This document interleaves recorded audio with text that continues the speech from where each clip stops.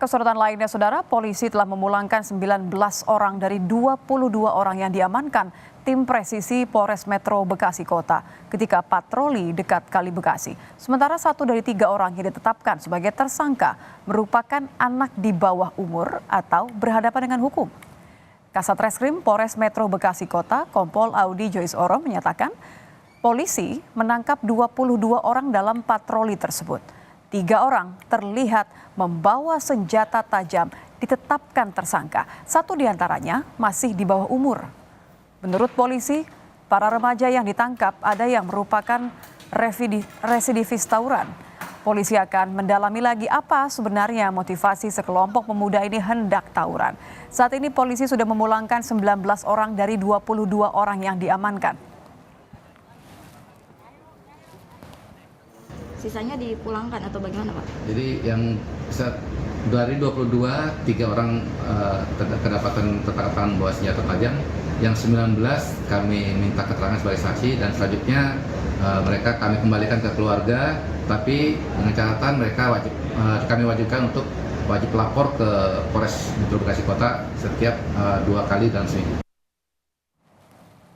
Identifikasi 5 dari 7 jenazah yang ditemukan di Kali Bekasi, Jawa Barat masih terus berlangsung. Orang yang punya pertalian darah dengan korban terus mendatangi Rumah Sakit Polri. Hingga kini pihak Rumah Sakit Polri masih terkendala dalam proses identifikasi jenazah dan tidak memperbolehkan keluarga untuk bertemu korban.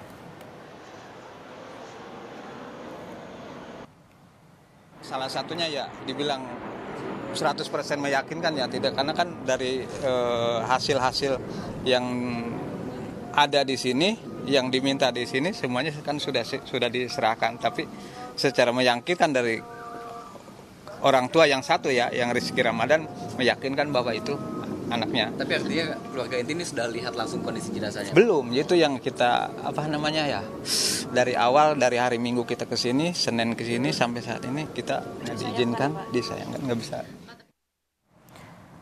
Untuk mengungkap jelas penyebab kematian 7 remaja di Kali Bekasi beberapa waktu lalu, kita akan membahasnya bersama Ketua Harian Kompolnas Beni Mamoto. Selamat petang, Pak Beni.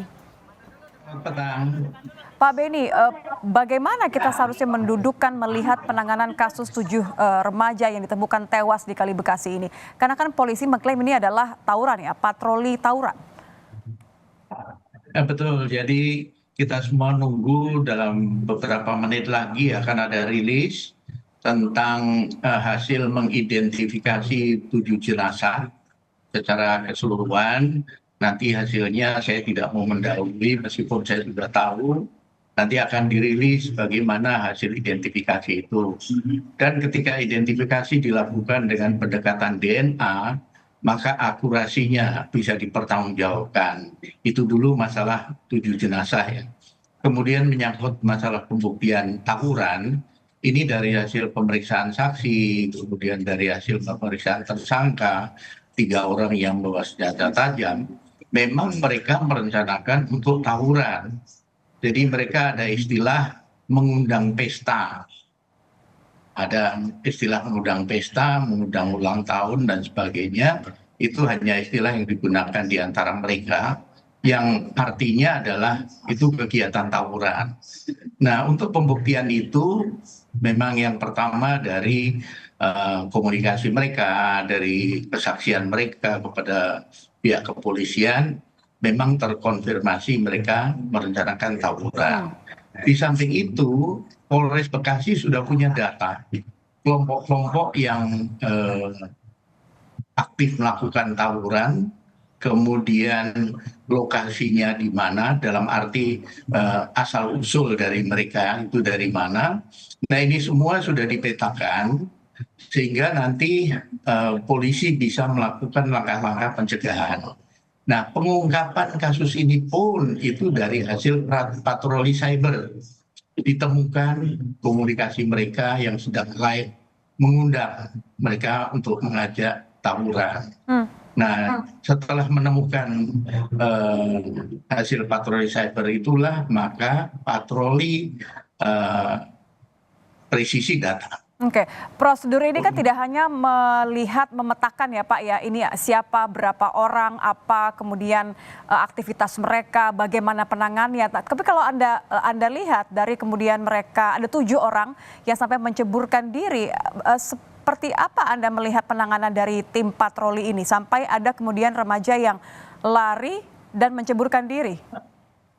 Iya, untuk itu kita perlu melihat secara utuh bahwa setelah mereka lari itu ditemukanlah sisa miras yang mereka konsumsi.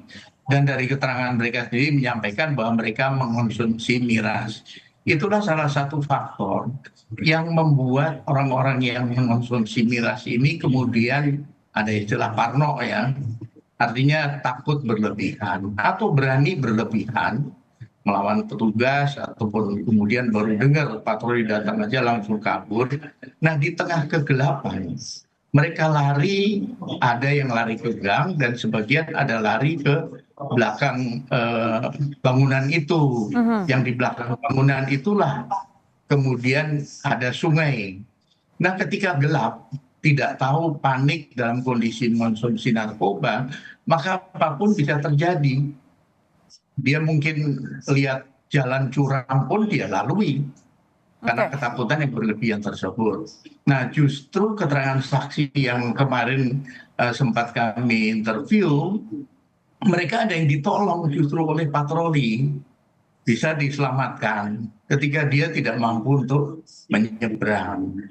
Nah inilah Jadi dari sudah ada testimoni mereka itulah yang nanti sudah ada mungkin informasi kalau mereka publik bisa mengonsumsi mencermati. miras ya Pak ya? Maaf saya potong. Dari hasil otopsi 7 orang ini karena Anda tadi menggunakan kalimat bahwa kemungkinan mereka ini dalam kondisi mabuk. Sudah ada keterangan otopsinya, analisanya?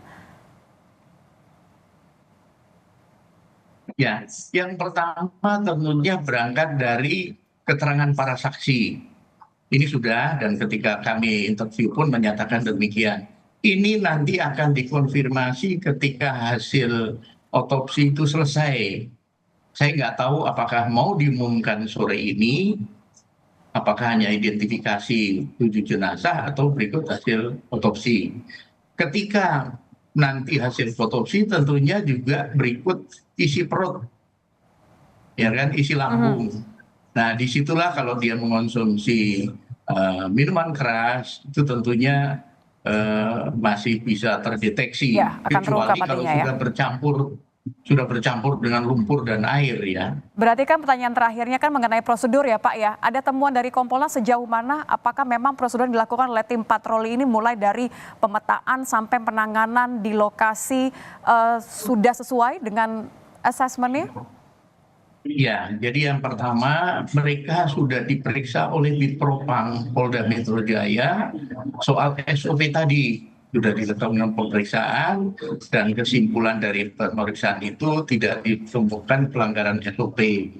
Nah, untuk meyakinkan itu kami coba menanyakan langsung kepada petugas patroli, termasuk kepada saksi, termasuk kepada tersangka.